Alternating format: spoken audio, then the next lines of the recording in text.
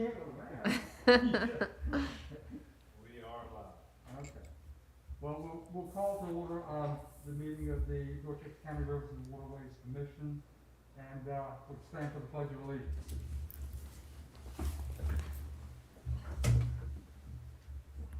I pledge allegiance to the flag of the United States of America, and to the republic for which it stands, one nation, under God, indivisible, with liberty and justice for all. Everybody make sure you have your mics on also. I think we need that for the, to broadcast. There's a little button on the front. You should see a green light. There we go. All right, now I'm on. Thank you. I'm gonna have to take these off and on because I keep fogging up. I'm double filtered in my mask. So the next item on the agenda is approval of the minutes. Are there any additions or corrections to the minutes as submitted? Might I have a motion to approve the minutes? A motion now? Any seconds? Second. All in favor? Aye. Aye. None opposed. Since I see no one in the audience, is there anyone who would like to offer any public comments? All right. Hearing none, we'll move on. So the next item on the agenda is nomination and election of 1021 officers. So the floor is open for any nominations for anyone. And just a reminder, you can, we just need a nomination, a second, and then a vote on that. Is how that works, whether you do one position at a time or all three together. Okay. For any nominations for let's say, let's just do them one at a time, then that'll be easier to keep track. Any nominations for president or chair, excuse me. Do you want to keep it? I'm happy to. I mean, I don't mind, but unless someone else would like to do it, I don't want to. I'll nominate you. Okay, is there a second? I'll second that. Well, thank you. All in favor? Aye. Aye. I shall do it then. Thank you. Is there a nomination for vice chair? Now, Lori Laughlin is the vice chair currently. She's not here. I guess we can nominate her in her absence. That'll teach her. Well, is there a nomination for vice chair? Does anybody else want it? No. All right, we'll nominate Lori again. And a second? Second. Okay, all in favor? Aye. Opposed? Okay. And finally, you couldn't possibly replace the best recording secretary in Dorchester County, so hopefully Mike's willing to continue. The 18. He really does do a great job. I've never seen such good minutes. I really haven't. So is there a nomination for Mike as secretary? I'll nominate him. Second? Second. All in favor? Aye. Aye. So done. All right. Wonderful. All right, so the next item is a presentation by Mr. Charles Shutt on the litter in the county waterways.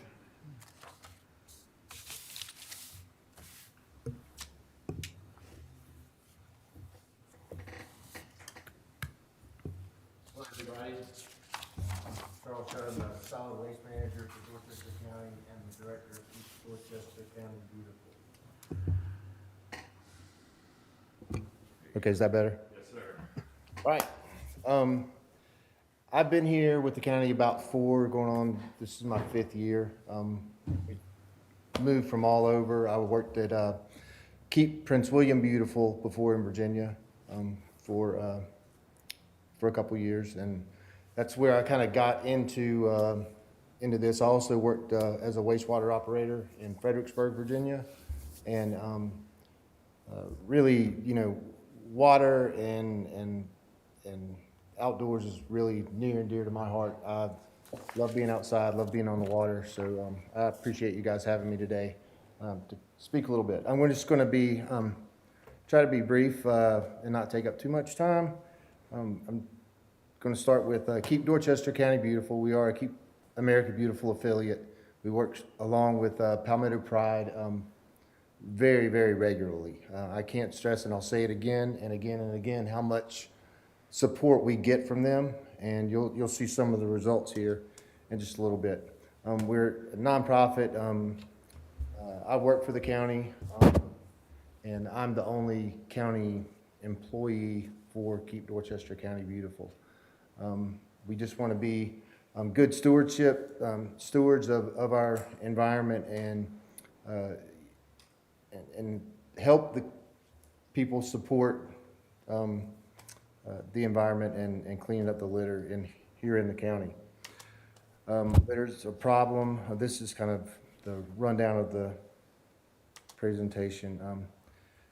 One of the big things that you have when you have litter problems is it lowers the community appeal and property value. There's a saying, smiling faces, beautiful places. It's a South Carolina motto. And, sometimes we have beautiful faces, we have beautiful places, but it looks terrible to go from one to the other. You have a negative perception of an area of a neighborhood when you go through it and you see that litter. It takes away from the quality of life. Could be road hazards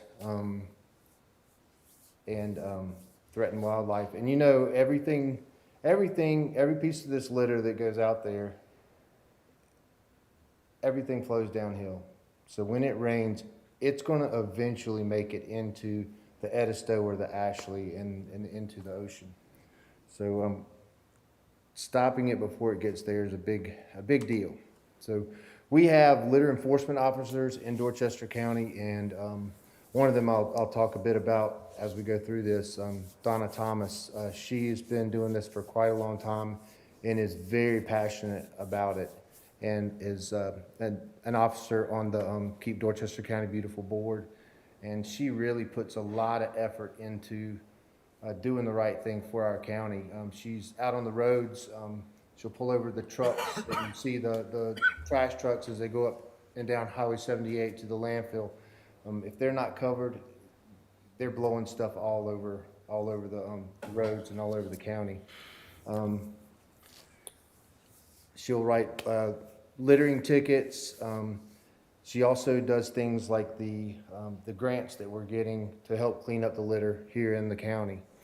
She looks after our illegal dumping, and we have all sorts. Tires is a big thing that people want to dump, and they'll throw them in the creek, they'll throw them in the river just to get rid of them. It's really a bad situation when that happens. Charles, I just want to kind of reiterate that we do only have 2 litter enforcement officers for 576 square miles. That's right. And when you have you probably know what their percentage of their time is dealt with a lot of the litters from trucks coming up to the landfill, right? That aren't covered. Probably, that's where they write most of their citations. We don't count citations as any kind of revenue at all. But yeah, that's where we get most of those citations.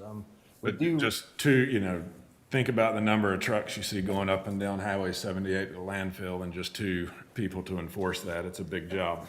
Yeah, and it's not near, in my opinion, it's not near enough. But if we had, a few more Donna Thomases, that would make a big dent, because she's really good at what she does and is very, very diligent. She has no problem pulling somebody over and writing one of those big trucks a ticket and taking care of it. One of the things that she will do in lieu of a ticket is, if she can determine an illegal dump site, determine who did it, she'll, instead of writing them a ticket, she will actually go and have them clean it up. That's as good good a way to fix the problem, instead of actually just writing a ticket. Sometimes having them go and do the cleanup themselves teaches them a better lesson than that dollar amount. And she spends a lot of time on these investigations and spends a lot of effort trying to determine who does these things. illegal dumping here again, like this is just a couple of the examples. Lots of times we'll find full bags of trash on the side of the road, whether they fell off the back of a truck or people throw them out. I've done a lot of litter cleanups, and the ones that get me the most are the people that have taken their little bag, they've put everything in their car, trash-wise, they've tied it all up nice and neat, and then tossed it out the window. Get that a lot. So this is the biggest thing I can tell you guys today. Since about 2019, Don and I were throwing around ideas on what we could do. Palmetto Pride gives a litter grant for the affiliates every year, and then they also give grants to law enforcement entities like our litter enforcement department. So in 2019, I don't remember exactly what the grant was for in 2019, but we started off and we picked up that year 25 tons of litter and 100 miles of road in the county. That is just, it blows my mind that there was that much litter on the side of the road. In 2020, we changed our strategy up a little bit. Instead of trying to get the most amount of road or mileage that we could get, we wanted to be more and more thorough and clean up. They cleaned up just a few feet off of the side of the road. We've now gone all the way to wherever the ditch, and then, if possible, to the wood line or whatnot. And this, in 2020, we had about $20,000 total budget. This is grants entirely from Palmetto Pride for our affiliate, and then for our enforcement. So we picked up 14.9 tons that year and 60 miles of road. Really good. We didn't get as much tonnage, didn't get as much miles, but we were much more thorough, and that it really makes a difference that where you're riding down the road and you don't see that litter all the way to the wood line. It's really was good. So we continued that this year. In FY21, we had also had $17,000 in county funds. The county public works director, Jason Caraher, and he's recognized the difference that it's making. And we went to Jason Ward, and we got matching funds put in the budget that is actually county funds. And I was really big on that because I believe if Palmetto Pride is going to give our community this money, it only makes sense that we match it and we stand up. We just don't want to take. We want to give as much as we can. And having the county step up and do that really meant a lot to me. It meant it was being noticed and appreciated. So we've been able to run. We took a little COVID break, of course, from March to I think October of last year, late September. But we've been going continuously since then. And up to this point, we've picked up 25 miles and 8.7 tons. But we still have a lot of this money left to go on that one for this year. For FY22, it was looking like possibly that we wouldn't be able to fit this into the budget, but Jason Caraher and Jason Ward said this is something that we need to do. We need to continue this. This is good for the county. It's good for the public, and it's really getting noticed.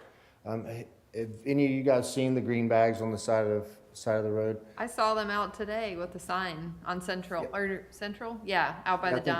I think that's where they were Yeah. today. And those ladies in particular, they're just really awesome ladies, very nice people just to talk to.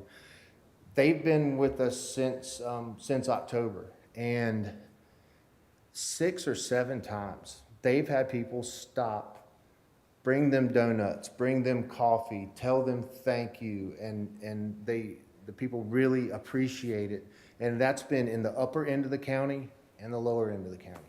So it's not just been in one community or whatever. It's been in the county-wide that people have recognized this. And that really makes me feel good that that people recognize it and they appreciate it. And we can really tell since 2019 that people are getting used to having this happen. They see the bags, they know what it is. We're really big on trying to keep those green bags because they're different from the Adopt a Highway bags that are orange, than just the regular trash bags that a community group might pick up.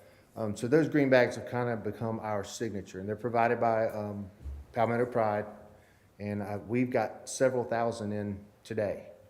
So that's just another example of how they've helped with the money. They're really big on this program. They want this program to be a model for other counties in the state. Like I said before, I came from working with Keep Prince William Beautiful in Virginia.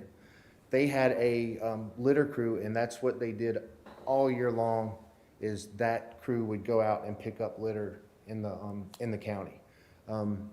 This is the beginning of something similar to that.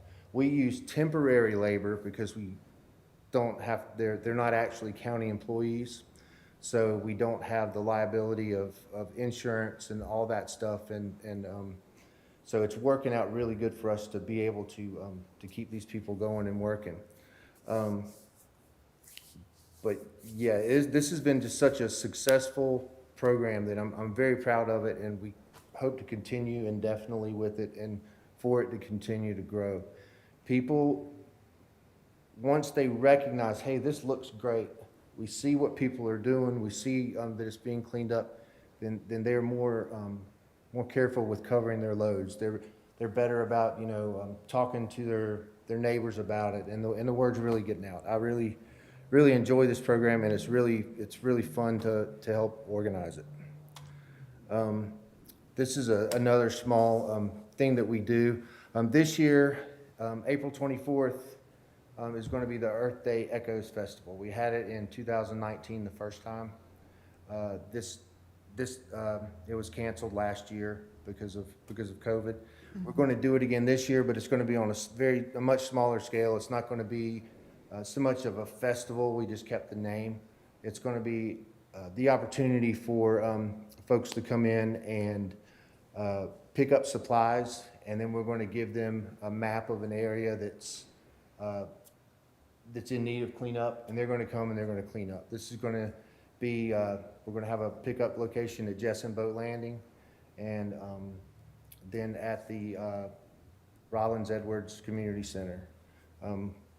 The town was kind enough to let us use that area as one of the staging areas, and that's really a big deal because that's a really nice, beautiful new facility, and for us to be able to have this there really helped out a lot.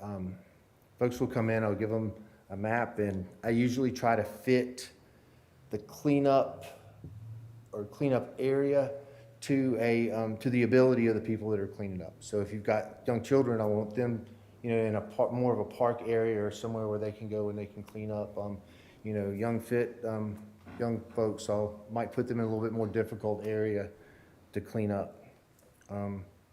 That takes us to, this is another endeavor that we're supporting, the Charleston Woodlands down Highway 61, big nature area. They have concerts and different things there. Really nice stuff to go out there and have fun outdoors and enjoy. They had a big concert last year. It was several days in a row, and they wanted to have a zero waste event, and that is not easy to do. As you can see, this is all the trash that they had, or not trash, this is all the recyclables they had. But for those recyclables to be able to be taken to our county convenience site, which since they were doing this, allowed them to go and take it there. Businesses don't normally get to, but since they were making such an effort to have a zero waste festival and to promote that, it was the right thing to do to help them do that, because there was a lot of cost involved for them to do this, and you can see how much that had to be hand sorted. So there's people on an assembly line of sorts, sorting out the recyclables so they don't end up in the landfill. And 90% of what you see there was recycled and didn't go into the landfill. Some things you don't have really an option for, but this was a really good thing that Keep Dorchester County Beautiful helps support, and they in turn give us a little advertising there at the festival. This is Missouri Boat Landing. We put an adopt-a-spot there. It's widely known that, people floating down the river, they leave a lot of trash in the river. So one thing that they would do is they would even bring their trash and then they would just drop it at the boat landing when they got there, so they don't take it with them in their car. Well, what we've started doing is we have started putting a county container there, and we put this big roll-off container. The reason we did that is it's kind of remote, and to have somebody, an employee, go back and forth and try to keep a trash can emptied would be nearly impossible. So we put this big container out there, and it's been a really big success where our litter officers and volunteers would have to clean this boat landing, every 2 weeks or so, just to keep it somewhat under control. There is still litter there, but most of it ends up in the can. If people see that there's somewhere for them to put it, they're gonna put it in there, and it's really helped out a lot with the litter there at this particular boat landing. Eric and I both have been on that river and cleaned up, and it's a lot of stuff that ends up in that river, and it's really awful. So this is Donna Thomas here in the bottom left. Again, I can't say enough about her and what she does for our county. She's a very valuable to us as far as all the good hard work that she puts in. It's really awesome. This is some of the things that I'll do. I'll go and talk to kids.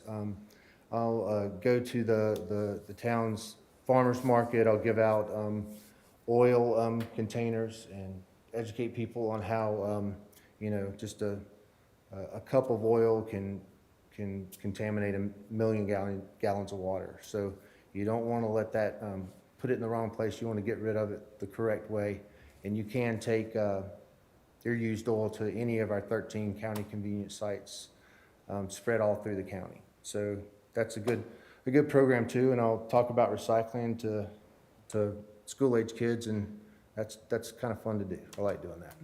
We support county cleanups or community cleanups. If there's a community that wants to do a cleanup, we will go and we'll let them have a container like you see there.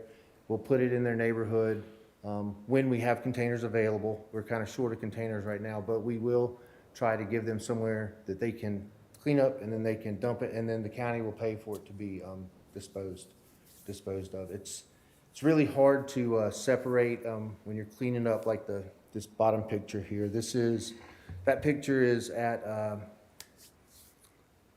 right near Somerville High School. It's not Moneyman Pond, it's the old Bilo Shopping Center, I believe. It's really hard to separate those and make and recycle at that point, but the main thing is to get it out of that creek, and because it's going to end up down in the river not too far away. The Ashley River cleanup, this is one of the first large events that I was a part of when I first started here, and Eric at that time was doing a great job as far as organizing it and helping out with it, and it's a lot of fun. We have had more and more volunteers as the years go on, and we're averaging now between 100 and 125 volunteers in the spring. The last one we had was March 14th, and we had 117 volunteers and 4,700 pounds of debris. Picked up 4 miles of road and about 20 plus acres of area.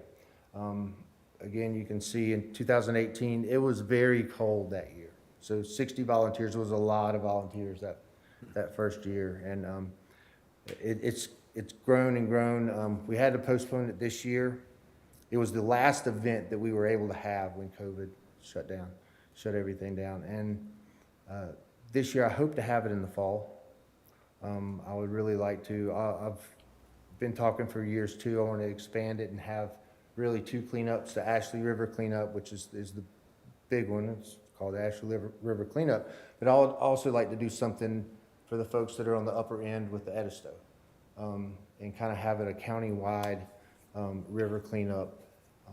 And I've talked to Palmetto Pride, and they're all down with trying to support it and anything we need to help out with that. So that's the plans for that. I hope that we can do that here in the fall, and that I'll let you guys, keep you guys updated on the plans for it. This is just some of the things that we've picked up. You see all the tires, I mean, toilets, TVs. People, for some reason, they want to dump their TV in water. I don't know what they think is going to happen, but we find a lot of TVs and that kind of thing in water. This, in the upper left-hand corner, was a homeless encampment, and it was really sad, really awful, and very, very dirty, lots and lots of litter and just garbage. It was really bad. But usually these 2 containers that you see here, they're filled up to the max every time we have this cleanup.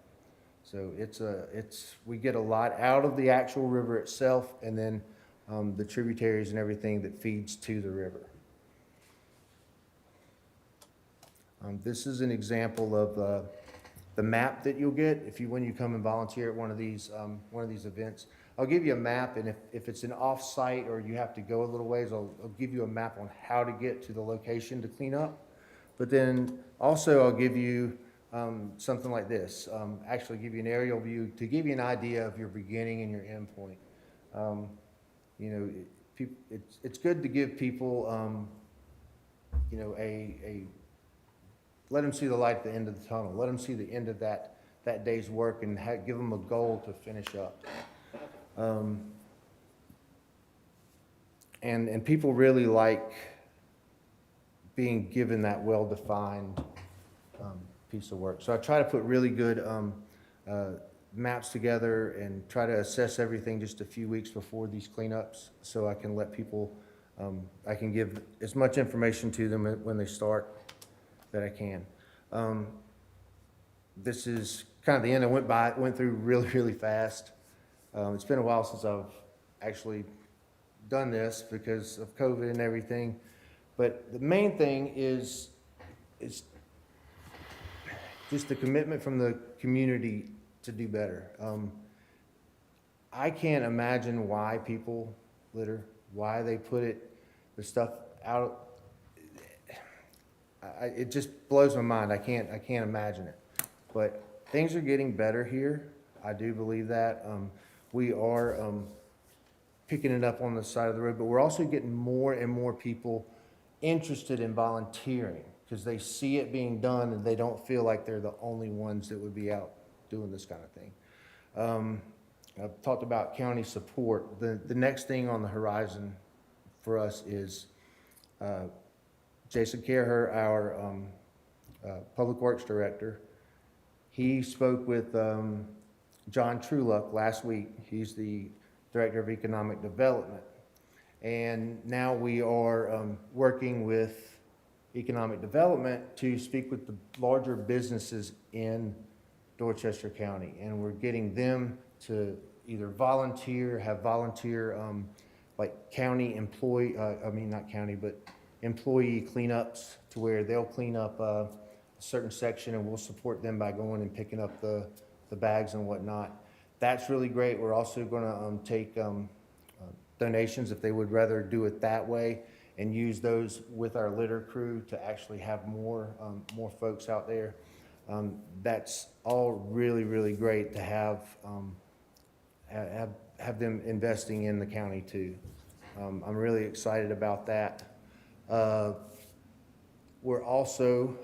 in the midst of writing up a presentation to get a county employee cleanup day to where we offer some type of incentive to the, probably a day off or whatnot. So you come in and instead of going to your job with the county, you'll go to a cleanup and maybe you'll clean up the first first half of the day until lunchtime.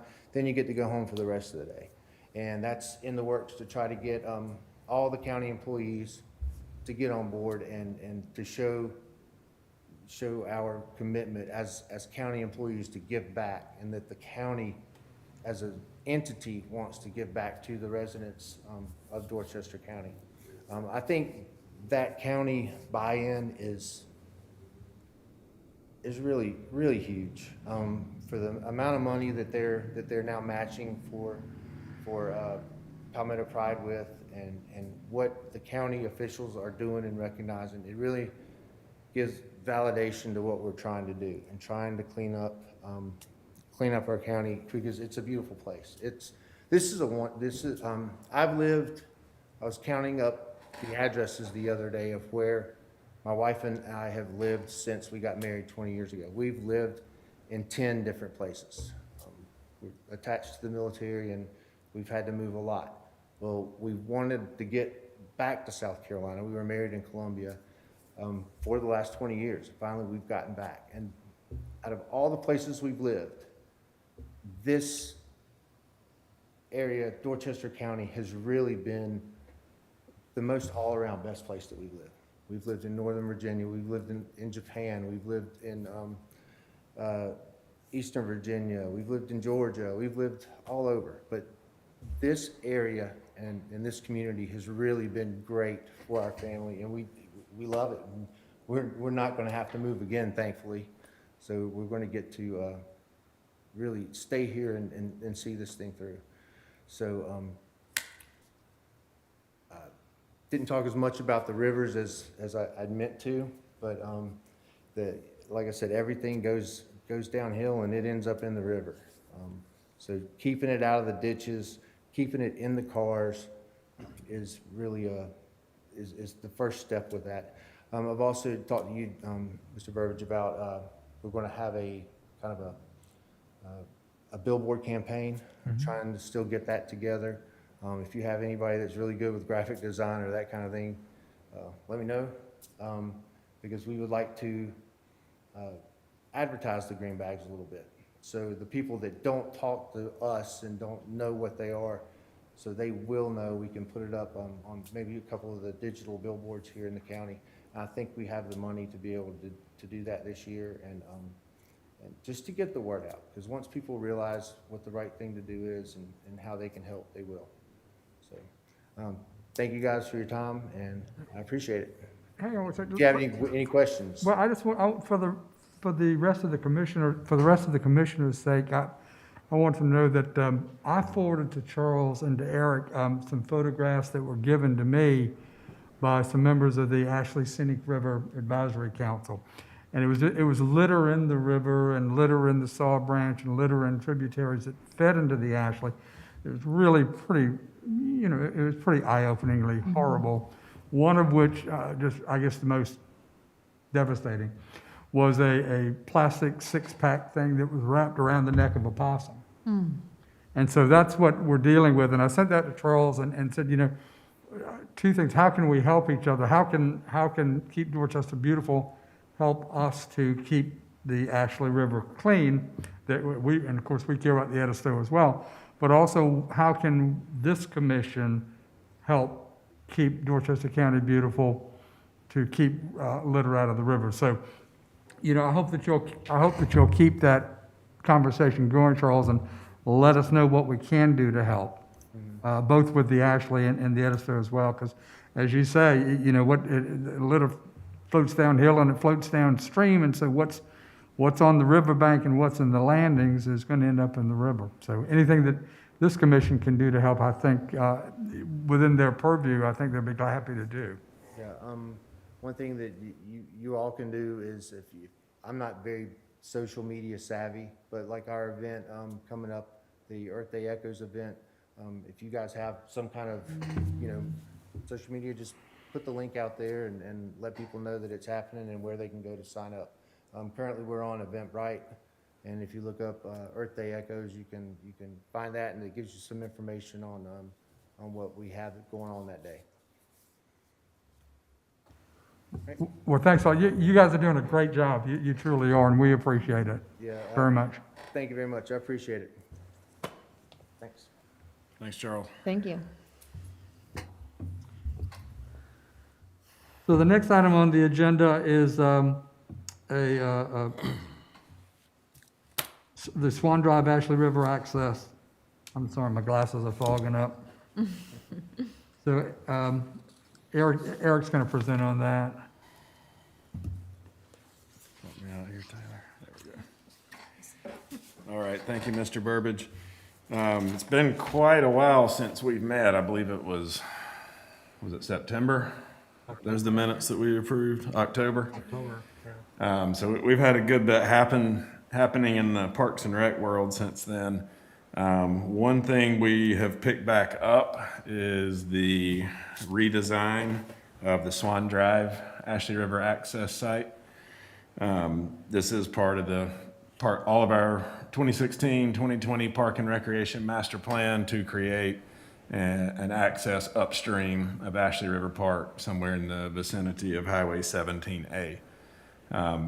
Just a little background on this site. Does everybody know where this is located, or? Okay. All right, just a little background on the site. It is a former sewer oxidation pond. And Dorchester County, I believe in early, mid-2000s, had a large deal where they bought out some of these smaller private sewer operators. A lot of these facilities, and I think this may have been one of them, were not in the best condition, so there were concerns about what may be going into the river. So Dorchester County bought these folks out, not just this site, but multiple in this area, and took over that territory and started providing sewer service to these areas. But they did close it out, per DHEC standards. And we, in the process of looking for land for an access site around 17A, realized that the county did own this parcel. And maybe around 2015, 2016, we were able to add a couple of additional parcels to kind of square the whole thing off. Originally, it was just the oxidation pond and a short little alleyway down to the river. But we went ahead and fully designed that and got it permitted at the same time that we were doing Howard Bridgman Landing at Bacon's Bridge. And what we realized were a couple things. Number one, we only had grant funding at that time through DNR. And once we got our bids in, we only had enough money to do one of the two sites. So we went forward with Bridgman River Access Site. And then upon seeing how heavily that was used and the success of that, we had originally designed an 8-car parking lot for this site and had some meetings with the neighborhood. And they, of course, had concerns about vehicles, if the site filled up, piling out into the road in the neighborhood on busy weekends. So we put that all on the back burner, and with the passage of the 2019 Parks and Rec bond referendum, we have funding again to pick it back up. So that's what we've done. We've been working with a consultant called Stantec to come up with this master plan. This is based off of geotechnical exploration as well as a wetlands delineation. The original plan, while it was similar to this, again, it was much smaller, but it also included a very long boardwalk. I think you can see my cursor on the screen there, that ran from the edge of the pond berm. So there's still a considerable berm. It's a square shape right around here. From the edge of this pond berm, we would have brought a boardwalk all the way out to the main river channel here, and had a concrete ramp just like at Howard Bridgman. But that, looking back at that, that was probably not the best design and certainly not the most cost effective. So with this iteration, we've decided to pull the access back to a side channel that comes up and runs along the property through here. So the plan right now, I'll just start up at the top here at Swan Drive, is you would access it from Highway 17A, which is just off the map up this way. And there's a gate, nice heavy gate right there. This facility would be locked every evening from dusk until dawn. And we do that manually with a park ranger or staff from Ashley River Park, which is soon to open, coming up to unlock the park, check everything out, pick up any litter, empty trash. And you come on down, this is a pervious surface, so we're looking at gravel or something like that that would let the water percolate through, loop around here. And then we've got parking, we've got ADA parking, a loading area, and then about 25 total spaces, counting 5 trailered spaces. So if we're pulling a trailer full of kayaks, it'd be easy access, just pulling through, pulling into a space, and then pulling right out. We are including a restroom in this plan, and there is sewer available already right up here. And then this is a path to the launch. Probably going to end up being, again, some type of pervious material, but it will be ADA as far as being less than 5% slope and getting everybody down to the wetland and where our wooden kayak launch structure would be.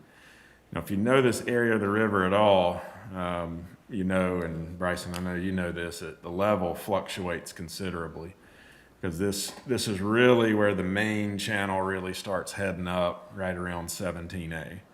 So depending on the time of year, you know, wintertime we're getting more rain, there's a lot more water flowing out of the swamp, and there are still some tidal effects up here too. So twice a day, it doesn't reverse, but it does stage up, and the water will raise a little bit. In the middle of the summer, when it's hot and trees are pulling out of the water out of the ground, this river is going to be too low to paddle sometimes. So you're really looking at, this is a spring, winter, fall stretch of river that you want to run. And we're going to help folks determine if it's high enough for them to run by putting a pole in the ground and marking, you know, level must be this high to be able to paddle downstream from here. But we're going to get people right down to where if the river's at a good level, there's going to be water right here that you can put your boat in. If it's at a lower level, it could still be done. You may have to drag your boat across some sandbars or trees. Now, we are going to remove some trees out of the river before we open this up. But you're gonna, after you hit this ramp, it'll just be a natural surface trail to where, however far you have to go to hit the water. If you have to walk all the way out to where the channel's just right here, it's too low to go. And I'll also mention that this is really not a beginner stretch of river. It's very narrow. There can be a lot of current and a lot of obstacles to go around. So we're gonna sign that and make sure that people know when they're planning their trip, this is an intermediate paddling stretch. It's not for beginners. Be able to navigate between Bacon's Bridge and Jessen Boat Landing, and then you might be able to give this section a try. So we're gonna make all that information available. One other thing that we did look at was bringing the launch out to this piece of upland over here that we do own. You could do it. It would require a bridge or a boardwalk across this side channel. But our big concern here is this is already showing signs of scouring. So when the river gets up, it comes flowing and slams right into this and then turns 90 degrees. So we felt like that was not a good spot to put a launch because it's probably going to be undermined in a matter of years. So after doing our due diligence, we just kind of felt like this was a site where we needed to keep the actual launch structure pretty natural and let folks that are able paddlers get down to the water and launch from there. One other feature on the plan that I didn't mention is you can see there's 3 homes in the adjacent neighborhood that back up to the site. They do all have fences, I believe, but there's not a ton of vegetation already there. So we are including additional plantings to screen the site between the parking area and these homes. And then you've got a pretty substantial buffer around the other 3 sides. We did put out a public survey that was up for about 10 days. I shared that with y'all. Thank y'all for helping me get some of those filled out. Just running through the results briefly.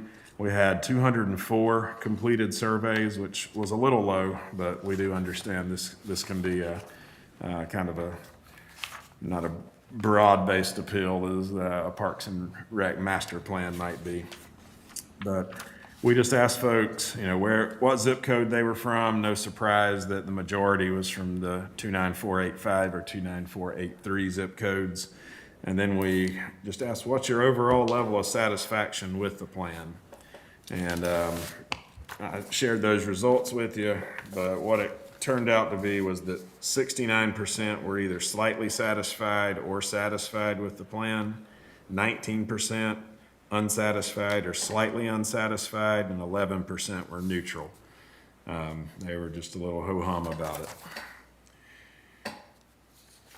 We then went on to ask for any comments that you want to provide to the commissions that are approving this and county council. This will all be passed on in just an open-ended text box. And I went ahead and filtered that after looking at it out between those who answered unsatisfied or slightly unsatisfied. And as you can imagine, this access point, you do have to drive by several homes along Swan Drive from 17A to get to the site.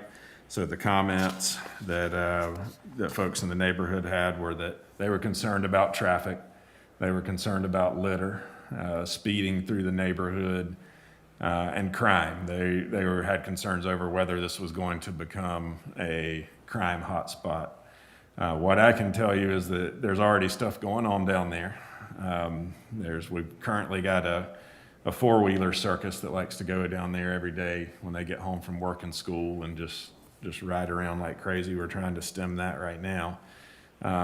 But we're really, with any vacant land, studies show once it's turned into a park and you're getting folks in there, getting eyes on the property, it's going to become less of a place for criminals to be out of sight and go hide. And on top of that, I think we have a solid operations plan. Our current budget request that's going to county council will fund a park ranger corps. So their job will be to patrol these sites, not just during the daytime, but after hours in the evening as well. We've already got it on Dorchester County's frequent patrol list, so they're going by there multiple times a day. And then we've got our DNR partners that are helping us write trespass tickets and patrolling fishing and poaching and things like that on the property. Beyond those concerns, the other comment that really came up that kind of impacts the plan is there was surprisingly a lot of folks that would like a playground at this site as well. Our current budget, our current cost estimate right now for all this work is about $400,000. Our budget is $500,000. If we stay on budget, I think there might be an opportunity to provide a playground that neighborhood could use, as well as anybody that wants to come drive in and use that. And it'll put more eyes on the property. And I think, just like Rosebrock Park with the new playground there, people are really excited about it. And, we're in a similar situation with Rosebrock Park as far as it's gated, it's open those same hours. And we've really had just minimal issues over the years, even with our new restroom going in. Really no graffiti or vandalism or any of that stuff. So we think we've got a solid plan. And like I said, we'll have staff at Ashley River Park just 10 minutes away. We're going to be coming and dumping the trash every day, cleaning the restrooms, and we're going to make sure that there's no litter on Swan Drive, whether that's from our site or anyone else throwing ditches in there. We're going to make sure Swan Drive stays clean with regular pickups. And that's really all I have. I know that was a lot of info, but I'm happy to answer any questions you all may have. The Parks and Rec Commission did approve this plan Tuesday night of last week and recommended that it go to county council for approval as well. Awesome.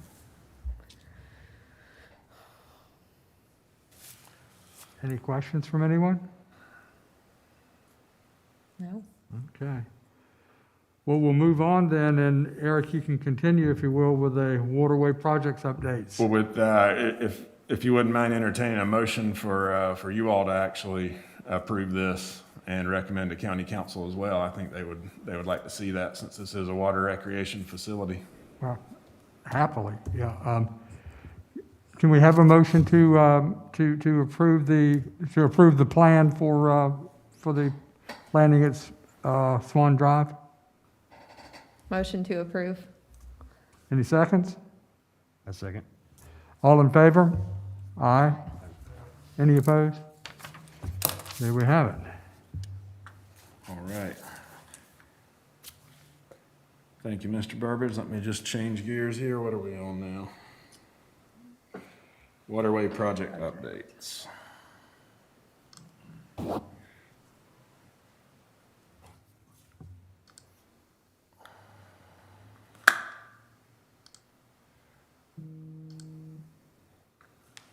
All right, thought I'd share a few photos with you of our big waterway project that we've got going on Ashley River Park. That one on your screen now is an aerial shot. That's Bacon's Bridge Road right below you. So you are looking due east. And Howard Bridgman River access is just down to the right there below the bridge. And you can see the Ashley River veering off to the right as it comes underneath the bridge. The river access is closed right now. They have started preparing that area for construction. So that whole front parking area will be redone to accommodate pedestrian traffic, expand the parking lot. Really the only thing that won't be touched will be from the existing river information sign down to the water. So we'll continue to use that paved area and that sign, and everything else will be reconfigured. But as you enter the park, there'll be a little fee station, a gatehouse, where somebody will check your pass or take your fee for the day. And then over to the left, you can see that building. That's our park office and outfitter building. There'll be a climbing wall right next to that and a ropes course across the road over to the right-hand side of the screen. And as you continue on down the park road, the next area over to the right is our main active area of the park. That's where our splash pad, playground, picnic shelters, we actually have 3 playgrounds going in, and 2 dog parks will be located, and that's a large parking area in between those features. Sounds like it's raining. If you continue on back towards the pond, that's kind of the third area of the park. That is an existing 6-acre fishing pond. There's an event lawn right next to it, as well as an event pavilion over on the north side of that. So our property runs, and I don't think my cursor is showing up on the screen. No. Nope. But our property runs, basically it cuts around to the right. You can see the river. It goes out and then swings back in down behind the pond there. And our property runs all the way down behind the pond where there's an existing pier. Okay. And there is a riverfront trail that'll run all along the side of the Ashley River from the front of the park back to that dock or pier. Is that trail going to connect to Rosebrook? That's the second project update. Yeah, I'll go ahead and tell you about it. We are master planning right now for a pedestrian access from Ashley River Park over to Rosebrook Park. Okay. And we're working with a company called JMT, and they're coming up with a couple different options for us, doing some geotech work, wetlands work, talking to the regulatory folks. Looks like it's either going to be a boardwalk underneath Bacon's Bridge and then a bridge over the Ashley River, or potentially a tunnel. If you've seen the one on at the municipal golf course down in Charleston on Maybank Highway that goes underneath the road there. And then this is just a few photos. This is the outfitter building, park office. This is actually the splash pad, which is really more of an interactive fountain, and I'm really excited to share it because that is a map of the Ashley River watershed. Cool. So at the bottom right, that would be the peninsula coming into Charleston Harbor, and it goes all the way back up to Cypress Swamp. And we've designed it with a legend and points of interest where you can learn where you are and how far you are from downtown Charleston or Somerville or Ridgeville and some of the historical sites along the river. So this is going to be a very popular feature and a unique splash pad. Mm-hmm. This is our pavilion building that's out next to the pond. It's got the first 6 or so trusses up, and then I think it gets about maybe 15 or so more, so a pretty large structure there. This is one of 2 fishing piers. This is the one that's fully completed. We call this one the Western Pier. Nice. You can see in the background where we've come in and cut out some areas to make it easier for folks to get down to the bank and fish along there. And what we did was mostly removed and tried to remove all of the popcorn trees. I think they're Chinese tallow. They're just extremely invasive, and somebody planted some out there and they were starting to ring the pond. So we made sure we got all of those, and wherever we were taking those out, we went ahead and cleared down to the bank. And I think we did a good job of leaving a good bit of vegetation overhanging as well.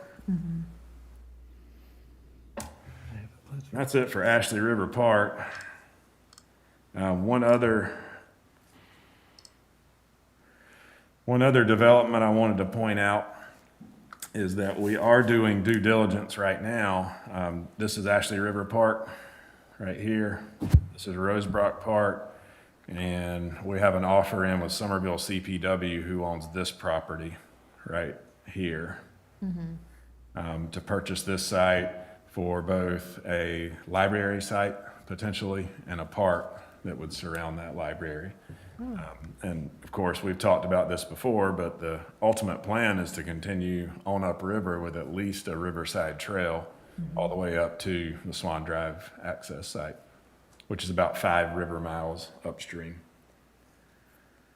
And I think those are the main. Oh, there is one more. Council did approve acquisition of the Audubon property on Wire Road. I think we discussed that at the last meeting. Right. 125 acres with 2 ponds. They're old sand mining pits, so we're looking at public fishing facility and a campground there.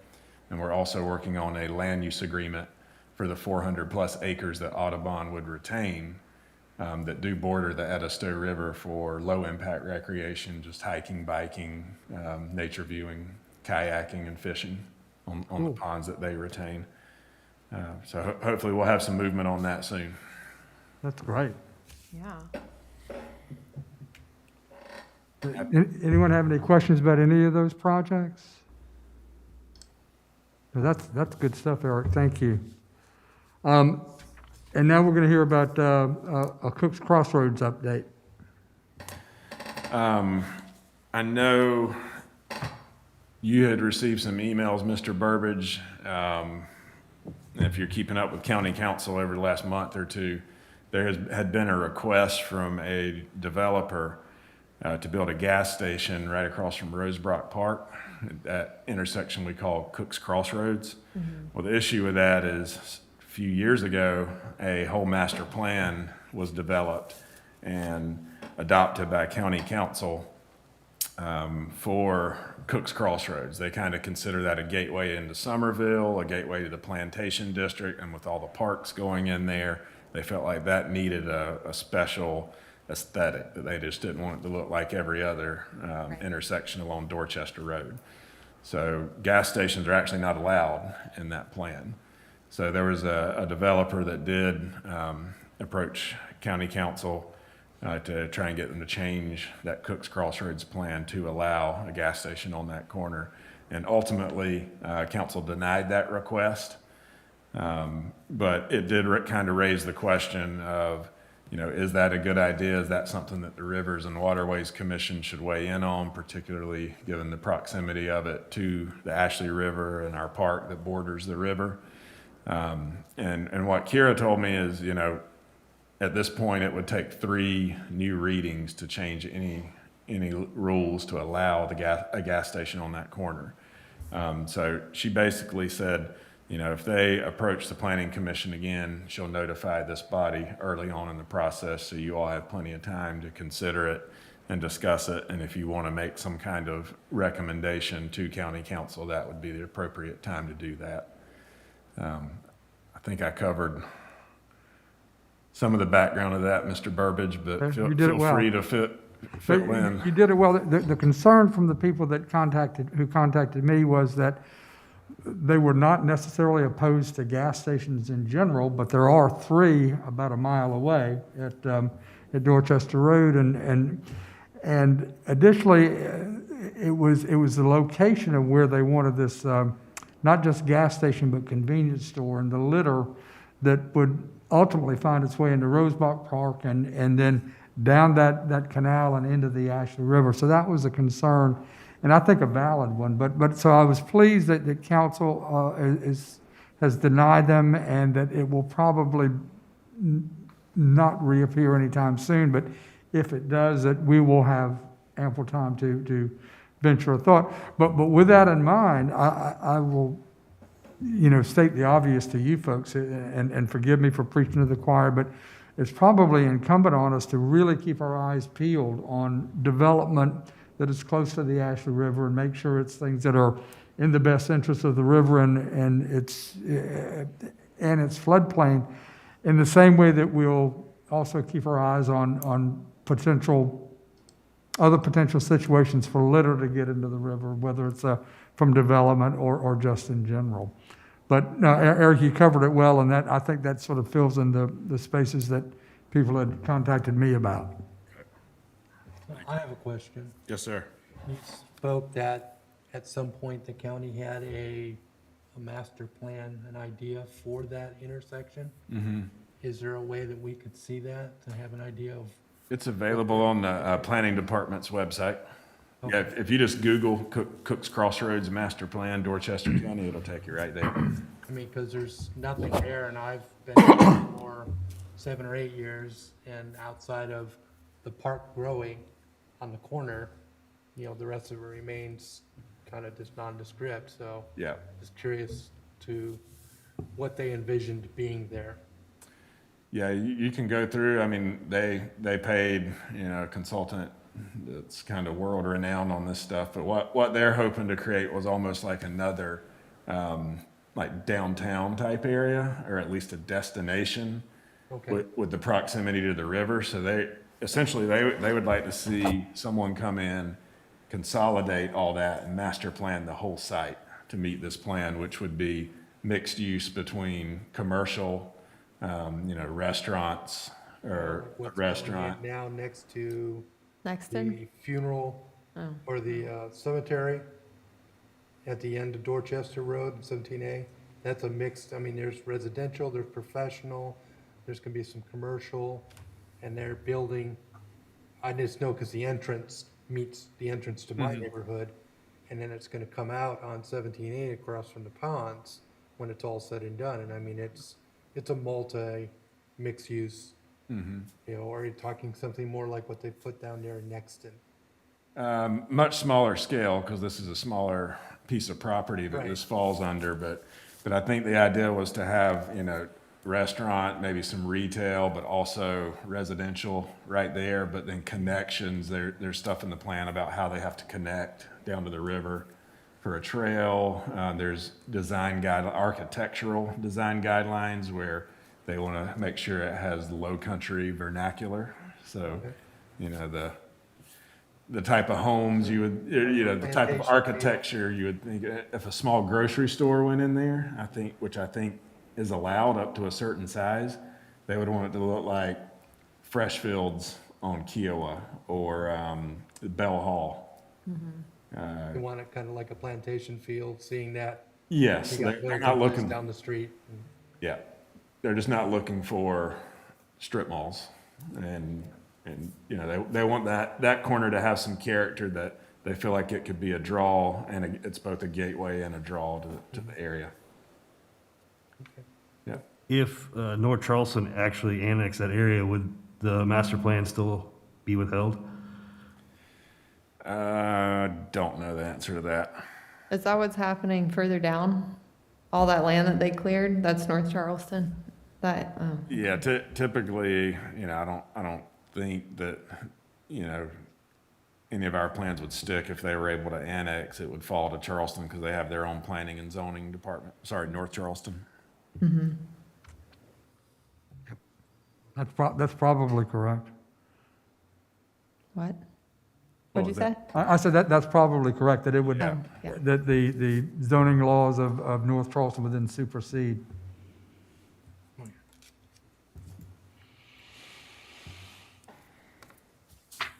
Anything else on that, on the Cook's Crossroads?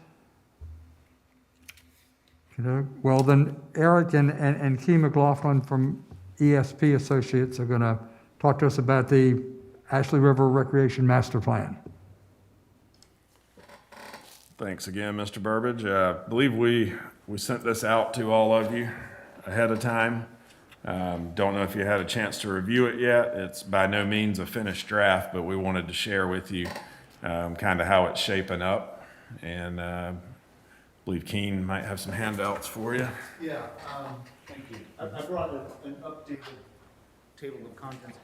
Thank you. What I would call this draft is a progress draft. When Eric and I spoke, beginning of March or something like that, we wanted to share where we were. I think what we are demonstrating to you today is a progress set where we are. I think it shows the look and the feel of what we want to show, but it doesn't really say what we want to say yet.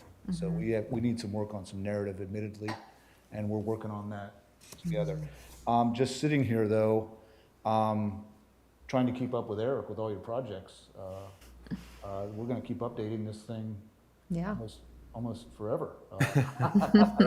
All these new projects that I hadn't heard about some of them, so kudos to you. Wow, we're going to have to really update some of the success stories that we have. And I think the takeaway to this, without getting into too much detail, because we could spend all night talking about this, is we have the letter of introduction, we have the idea of what the master plan is, the study area, and we go through all that and some of the history. But the crux of this master plan is really two things, and one is the success stories that we have had to date, and these success stories are obviously growing day by day. So we're actually going to have to add some of those success stories and maybe even future success planning stories to this draft, which is great because that shows the work that's already been done, the work that's planned, and the work that is even thinking about down the road. So that's great. And then the second big takeaway is down at the end, the issues and concerns, and then the ideas, initiatives, and recommendations, the latter half of the document. The issues and the concerns really come from community involvement, which is the survey that we've had, and of course, everybody's input we've had here with some of the workshops and discussions that we've had. So we've identified some of the big issues, and trash obviously is one of the bigger issues, and then the big takeaway here is the ideas, initiatives, and recommendations. What can we do to make this wonderful natural resource better? So those are the narratives that we're fine tuning. Those are going to be some of the strong suggestions that we can have for future use, future initiatives, as we move down the road for this. So that's it pretty much. We could go into it deeper if you want to. No, I don't think so. Open to any comments you might have. And I did want to read a quick email. Brian Sparks wasn't able to be here tonight, but he did send an email with some feedback. Just wanted to share that, kind of read it into the record. He thinks it's off to a great start. It looks very professional and attractive. First thought is to have the vision statement of the effort much earlier in the document. So he said it seemed lost near the end to me. Yeah. And then secondly, that on the parks and facilities section, he recommended splitting between existing and planned / conceptual. So those maybe become two subsections there. And that was really it. And that's where we are at this stage, is that constructive criticism that we're getting is exactly what we want. And I know you and I have been working on that, but if y'all have some constructive criticism as well, happy to take that into consideration, certainly, that integral part of the team. So I'll just say that, I don't know how long we open that up, next 2 or 3 weeks or something like that. Yeah, I'd just add, and I've already talked to Mr. Burbidge about this a little bit already, but you all and we know probably a whole lot more detail about this river than Keen and his staff might know about it. So if anyone is interested, please feel free to read through. If you see a section that you might want to feel like you want to help wordsmith a little bit and add to, just let us know, and we'll kind of assign that section to you. I've got my own assignments right now, which are basically all of our facilities that Keen's talking about that I need to get in there and update. But you know, he even said, even if you're just sending bullet points, you know, they can wordsmith it, but let's just make sure that we're getting all the information in these sections that we want to get. So, for instance, you know, concerns about safety and river navigability and stuff like that. If there's anybody on the commission that might have a little insight into river safety, just let us know. We would love to have you all participate and help us out a little bit there. If we just leave it open and everyone attacks it, looks at it, is that going to overload your ability to look at it, or should we sort of volunteer among us to take a section and sort of and fill in the blanks on it? Yeah, if you're interested in helping out, just shoot me an email and say, I'd like to take on this section. Okay. And I'll let Keen know, and then that way, if anybody else emails me, we're not duplicating efforts. Okay. We can kind of keep it organized. Yeah, that would be great. That would be the least of my concern, is too many people want to work and help out on it. That would be a good problem to have. Yeah, so please, your input would be very much appreciated. And we don't want it to be long just for the sake of being long, you know. We just want to make sure that all the important information that we feel like needs to be in there is captured. And then, you know, they can go back in with the survey statistics to back up where we're writing about a concern, you know, litter. Then they can go in and provide that survey data that says, yes, that's true. You know, 9 out of 10 survey respondents felt that was a major concern along the Ashley River. So. And some of if we're talking about litter, some of those photographs that I talked about that I got from the ASRAC folks be of use. I mean, some of them are pretty striking. You know, obviously it's going to end up in the Ashley River. I can forward them, and you can see if you want to use them. That's easy. Those would be great. I think just from today's discussion, litter is a major problem along the river. It causes problems downstream, as we know. So yeah, anything that we can do to address litter is greatly appreciated. Okay. You know, I'll step outside the podium here and put on my land planning and development hat that I do. I mean, we design subdivisions in Dorchester County, Berkeley County, Charleston County.